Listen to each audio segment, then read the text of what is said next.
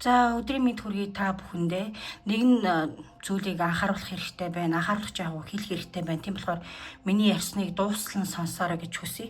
Өнөөдөр би 3 жилийн дараа таны амьдралд ямар байх вэ? Ямар өөрчлөлтүүд орох вэ те? Ажил, карьер, мөнгө санхүү ямар байх вэ гэдэг сэдвээр YouTube дээр бичлэг оруулсан. Бараг 2 цагийн бичлэг болсон. 3-4 хоног би бэлдэж, зав заагаараа бэлдэж маш их миний зүгээс одоо хичээл зүтгэл гарч бэлдсэн контент маань харамсалтай нэг тодорхой хэмжээний зөрчил илэрлээ гэдээ устдчихлаа. Тийм болохоор яг хоо дахиж зөрчил илрээд байгаа нь би юу байгаасаа ойлгоогүй, магадгүй тэндээ нэг дээвэл хүзэр гарч ирсэн, дээвэл буюу чөтгөрийн хүзэр гарч ирсэн. Тэр нь нэлээд удаа YouTube дээр харагдсан болохоор бас ингээд тэр нь зөрчил болоод хаагдсан байж магадгүй юм байлээ. Тэгээд ер нь бол нэг тийм жоохон тийм хүзрэг дээвэл хүзэр гарч ирвэл YouTube хаагдчихдаг юм шиг байлаа. Тэгээд дахиж энийгээ би оруулъя гэсэн боловч засаад оруулъя гэсэн ч миний YouTube сувг тэр чигээрээ хаагдах эрсдэлтэй тул би Facebook пэйж хаяг дээрээ энэхүү бичлэгийг бараг 2 цаг болсон бичлэгээ оруулсан байна. За тэгэхээр эхлээд товчхон танилцуулаад өгье. 3 жилийн дараа таны амьдрал ямар байх вэ? Тэ нийт 8 гүн гүнзгий асуултыг би бодоод 8 асуултын дагуу үтсэн байгаа бүлэг тус бүртэй. За тэгэхээр эхний асуулт нь юу вэ гэхээр та нарын маань өнөөдөр үзэх сэдв нь юу вэ гэхээр 3 жилийн дараа таны амьдралд ямар том өөрчлөлт гарах вэ гэдгийг бүгдээрээ үзнэ. За тэгээд 2028 он гэхэд таны амьдралд мөрөөдлийн хүсэж байсан түвшинд хүрэх үү гэдгийг харна. Ирэх 3 жилд гэр бүл үр хүүхэдтэй болох уу гэдгийг харна. За дөрөвт асуулт буюу 3 жилийн дараа чи хинтэй хамт байх вэ? Одоогийн хүнтэйгээ байх уу? Ирээдүйд байх уугүй юу ч байд юм уу те?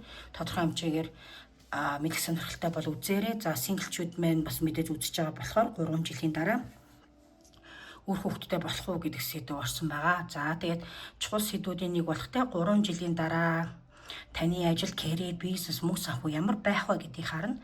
За 3 жилийн дараа том хөрөнгө оруулалт эсвэл орлогын өсөлт дэвшил гарах уу гэдгийг харна. 7 дугаар асуулт 3 жилийн дараа та зөв замлаараа явж зөв замаа олсон байх уу те зөв замлаараа явж байх уу гэдгийг бүгдээрээ харна. Эндээс сахиусуудын мессежийг авах болно.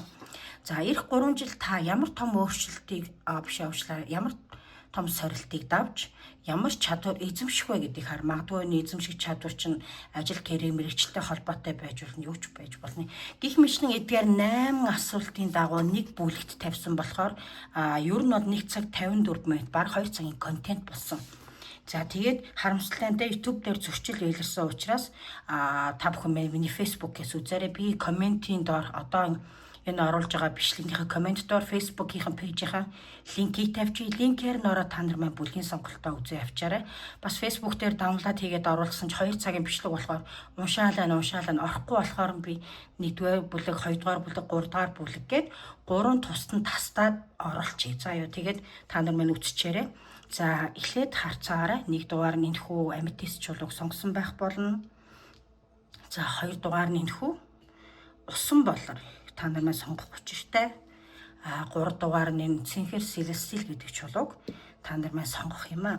За тэн дээр би эхнээс нь ахуулаад яриад нэлээд тайлбарсан болохоор та нар маань миний Facebook руу зочлоод үзээрэй. За тэгээд олон хоног бэлдсэн хичээл зүтгэлийн минь үнэлээд хэдий YouTube-ээс үзэх боломжгүй та нар миний Facebook-ийн линкээр үзэж гэсэндээ хичээл зүтгэлийн минь үнэлээ subscribe дараад өгвөл үнэхээр дилзаад маш их баярлалаа шүү те.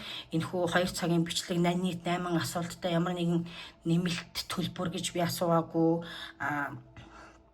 Та би зөвхөн юу л гуйж байна уу гэхээр та бүхнээсээ намайг дэмжиж өгөөрэй, subscribe дараад өгөөрэй гэдэг зүйлийг гуйж байна. Ер нь бол би та нараасаа subscribe л гуйж байгаа шүү. За тэгэхээр комментиг бүгдээрээ сонс. Ингээд ярьж дууссаны дараа хаанаас үзэх вэ гэд манайхан ойлгохгүй асуугаад байдаг шүү. За би линкийн Facebook пэйжийнхаа линкийг оруулчих. Пэйжээ бас фоллоу хийгээрэй. За тэндээсээ бүлгийн сонголтоо үзээрэй. Би хэлсэнтэй урт 2 цагийн Facebook-ийн бичлэг бас орохгүй хэцүү болохоор би 3 тастаад яг 1-р бүлэг, 2-р бүлэг, 3-р бүлэг гээд тастаад ойлгомжтой оруулаад өгье. Баярлалаа анхаарал тавьсан явдалд.